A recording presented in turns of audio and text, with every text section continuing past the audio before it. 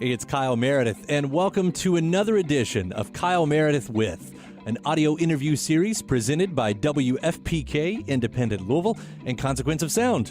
My guest today is Rick Astley. He's about to go on a new North American tour and is just finished working on a brand new album. We get to talk a lot about what you can expect there. This, of course, comes on the heels of his comeback record called 50 that came out in 2016. Of course, there is a little bit of talk of RickRolling, and even more importantly, the time he did it live on stage with Foo Fighters. All that and more on Kyle Meredith with Rick Astley. Hi, Kyle. First up, so you're about to head on tour, right? This is the next big tour. Yeah, we fly to Toronto on Monday, so yeah, really looking forward to be honest. It's kind of always a bit of a treat for us to play over that side of the water, if I'm honest. It's a little bit different than the very small town that I grew up in and dreamed about going to America and what have you, playing gigs. So yeah, it's kind of nice, really. We're excited to have you back over here. Now, I know you're working on the new record, and I want to get to that in a minute, but sort of backing up just a little bit, this is sort of, what happens after 50 came out, which is a couple years ago now, and congratulations, because I read that went platinum in the UK. Yeah, it was crazy. It was a very unexpected thing, if I'm honest. I made the record really just to kind of celebrate being 50 rather than deny it and hide away from it.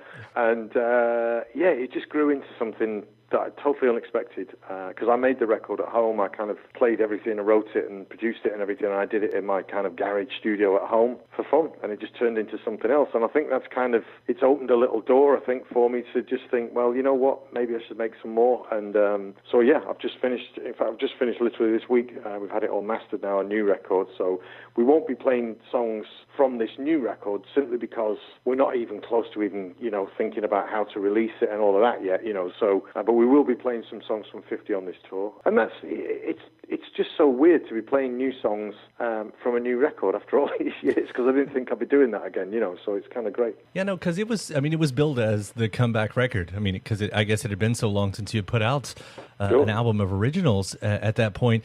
Did it feel like that too? Did it feel like that was the comeback? Well, not the build-up to it, because I wasn't expecting anything, if I'm really honest. And I think it was only in like the week or so that we started to, the week or so building up to the when we had a number one album kind of thing and it went platinum, that you start to see all the signs, and the record label is saying, no, you're definitely going in the top 10. And I'm like, what? And they say, yep, you're going to be in the top 10. I'm like, hold the phone. Coldplay and Adele are in the top 10. What are you talking about? And they say, no, you got. And then as that week rolled on, they said, no, you're going to be number one. I'm like, what? And it was just weird. It was really freaky. But as a side note to that, the night that we found out that the album had gone number one, in the UK this is obviously, I'd been out doing some promo thing, and we'd just done this little gig, basically, a very small gig for a few people, and it was just a really fun thing. And it was pouring down outside. Anyway, we get home, and our kitchen was about an inch deep in water. So we'd come home with a couple of friends, and we were opening up a really nice bottle of Italian wine that I had like kind of stored ready to go if something great happens. And we ended up mopping up our kitchen floor, listening to the record, and sort of celebrating we had a number one record with mops in our hands. So that's life, isn't it? That's just what happens. You know what I mean? That's the kind of yin and the yang. And in a way, I think it's like it was almost a sign to say, look, just get over it. You know what I mean? It's like just, life goes on. So that was kind of nice in a way. It was kind of weird. I wonder how it is, though, coming out with those new songs, and at this point, you do see that it's rising, and this is a successful record, for so many different reasons. In that interim between albums, you had become infamous. Yeah, and I think that's been a bit of a ride as well, to be honest. It's just been a weird thing that's what the internet, it has all the power to do that, you know what I mean? To take up an old song, someone decides to, use that and use it for this thing, RickRolling, obviously, and before you know what you're doing, you've got like 10-year-old kids coming up to you, who know that song, and you kind of think, how the hell, you weren't even a twinkle in someone's eye, never mind born, and it's weird, but it's been great to me, that whole thing, so I can't really have any negative thoughts about it. I'm sure some musicians, artists, whatever, I'm sure they'd be horrified to have one of their songs used in that way, but I just think it's fun, and some of the things have been really super clever as well. Some people have done some really interesting things with it. They haven't just done your basic Rickroll. They've done, somebody cut up all the episodes of Mad Men and got the whole cast to sing Never Gonna Give You Up, basically. Somebody once Rickrolled, I think it was somebody on staff, obviously, Rickrolled the White House. So that gave me a bit of a tickle, because I kind of thought that was really funny that the President of the United States, Obama himself, got rickrolled at some point. It's amazing. So, that's pretty cool, I think, if you look at it that way. So that's the way I have to look at it as well, because otherwise, that stuff, you just start thinking about it too much, and I think it's just better to see it as a bit of fun, really. So. Well, it'd be bad if it was a bad song, but luckily it's a song that everybody likes singing along Thank to. you. So, yeah. Thank you. Well, that's not everyone's opinion, but thank you. Yeah, I think. Like I say, sometimes it's out of your control, it's out of your whatever, so you just have to, forgive the pun, but you got to roll with it, haven't you, or just ride the wave, so. And that's the beauty of the internet. On the one end, it's destroyed certain things about music.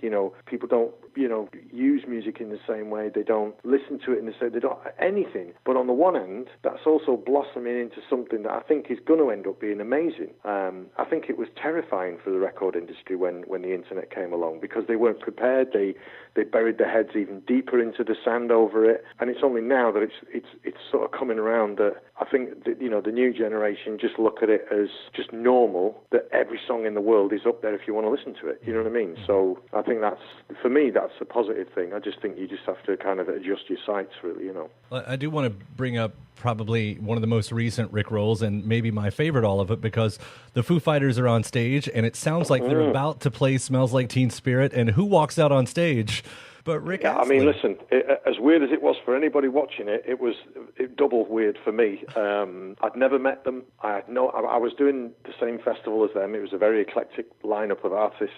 So my band and I and a few of the crew, we said, look, we've got to go and see the Foo Fighters because, you can buy a ticket and see them in a stadium or what have you, but you can't go and stand on the stage and watch them. That just doesn't happen. So we said, great, we'll go up. And I've got a midlife crisis rock band that I play drums in, you see, so I'm a bit of a fan of Foo Fighters. Well, I'm a very big fan of Foo Fighters, actually, but anyway, we're not going to that. And I was kind of like, this is nuts, we're stood like 15 feet away from them. We're actually, we're right there kind of thing. And then it just all went nuts. Dave Grohl came over and said hello, gave me a hug, said hello. And then half an hour later, he's kind of invited me onto the stage, and I'd never met them. I had no idea why he'd invited me onto the stage. I didn't know what that was all about. And then he just kind of whispered and said, we're doing your tune, but we're going to play it like Teen Spirit. And that was it. And off it went. And it was brilliant. It was just really, really, I think also because it wasn't like they asked me first or our managers got in touch with it. There was none of that. It was just, hey, there's that guy. I wonder if he wants to do that. And boom, we did.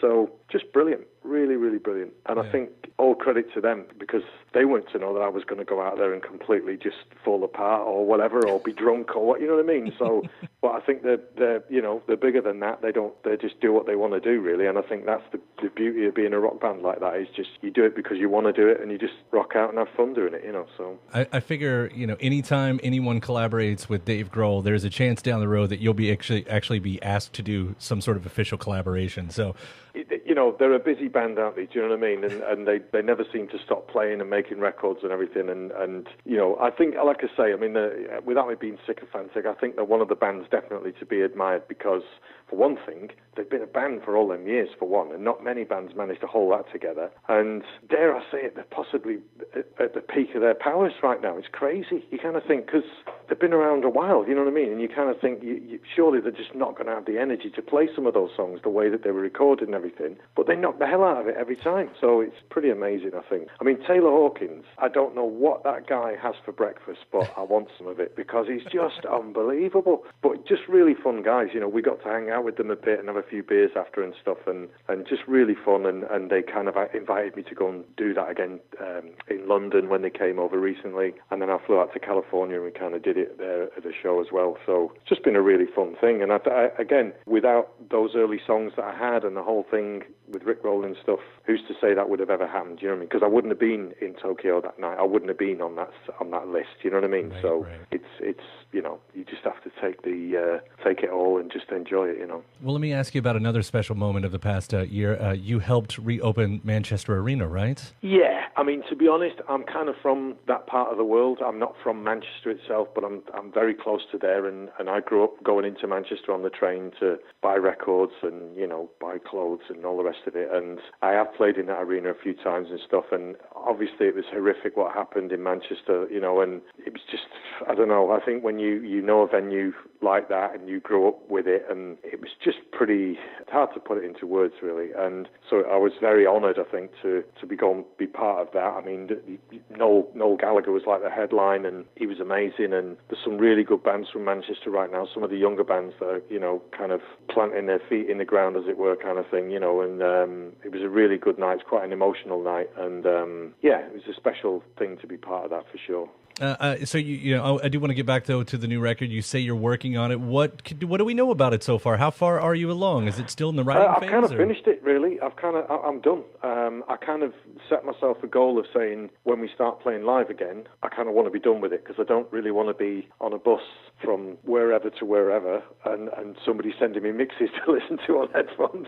So I kind of wanted to be done, and say right. And also because I've kind of worked from home on it, I can work whenever I want to. So I've had some quite late nights, and but it's been great. I've really enjoyed it, and I guess I'm making music now that, because I don't really make it with anybody else, I'm just doing literally what I want to do. My limitations are that I'm not a great musician. I can play a bit of most things, and if given enough time in a dark room, I can make it kind of sound okay. So that's the way that I treat it, is that I get my hands dirty making a record now, and it's me. And I think I really enjoy that side of it. And I'm not saying I'm making records that can compete with some of the great artists out there, because I'm probably not capable of that. And I'm not doing myself down. I'm just saying that I'm not that much of a musician, but I'm also enjoying not giving it to somebody else to produce, because then it sort of becomes their record with me singing on it. Do you know what I mean? Mm-hmm. And I've really loved that about this last couple of records. And I think lyrically as well, I don't overthink things. I sit at the piano or the guitar, and whatever comes out of me, I kind of think, right, that's what the song's about then. And I'm not so geared towards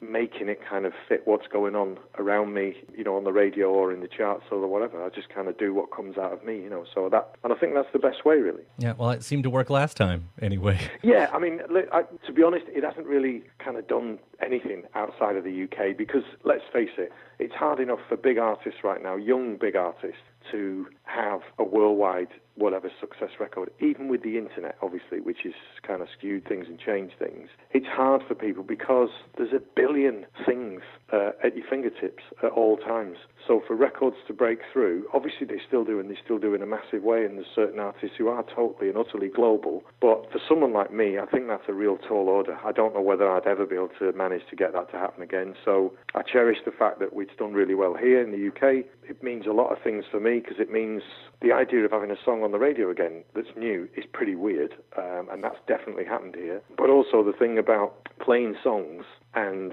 people singing along to them with the same vigour that they sing along to Together Forever and Never Gonna Give You Up.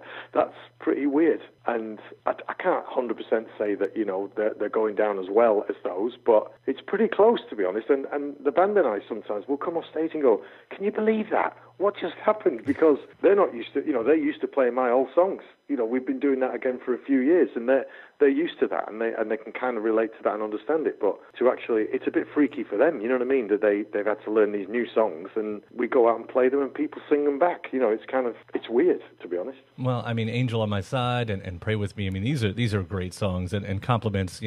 While I have the moment to throw them to you, because they really are.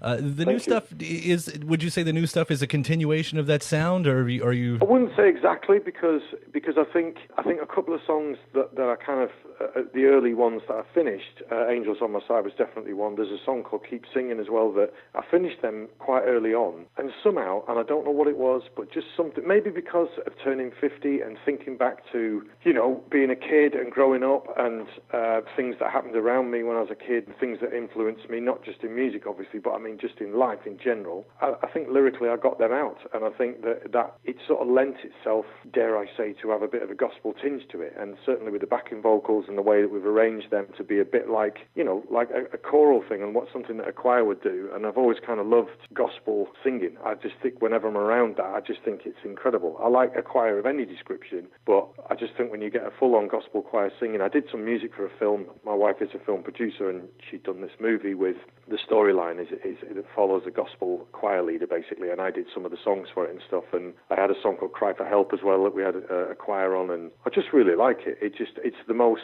instant way of making music, I think, because there's no instrument to translate through. It's just literally human beings making a noise with their own bodies, if you like, and I think that's something that has always grabbed me. So, but I think with this new record, there's certainly not as much of that going on, because I think I just wanted to just change it up a little, and playing that album 50 a lot has taught me that people my age still want to dance, because I saw them dancing.